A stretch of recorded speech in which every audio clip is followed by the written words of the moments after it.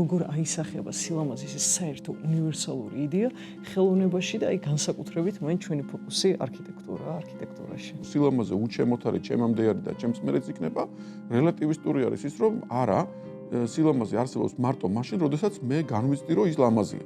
ეს შენობები ძველდება, ტრენდებიც იცვლება და იმ კლასიკას რაც შეეხება, ის ფასს არ კარგავს. არის სეგმენტი, რომელიც არის, რომ ესე იგი მარადიულობასთან წილნაყარი და ისეთი შენობა არის, რომ უყურებ, რომ ეს გაძლებს კი არა და კიდევ შვილიშვილსაც მოესწრება და შეიძლება არც გინდოდეს ეს. აი ჩვენი ცხოვრების დიდი ნაწილიც სწორედ ჩვენ გაგვყავს რაღაცნაირ ასეთ junk space-ებში. ხალხნო, რასაც იქ ნახავთ, ქართული თვალებით არ უყუროთ. თვალი შეცვალე და დაინახე სხვანაირად, რომ მე მიხვდები ფასს. ადამიანს შეიძლება რაღაცა უნდოდეს და მოთხოვნილება ქონდეს, მაგრამ გააცნობიერო რა გინდა. საზომი ჩემთვის არის ესეთი. რაც შენ გააკეთე, ის შენ გაავს. თუ კოპირება არის ვიღაცის ბედნიერების. აი ეს ფილოსოფია ხო რაზეც საუბრობთ.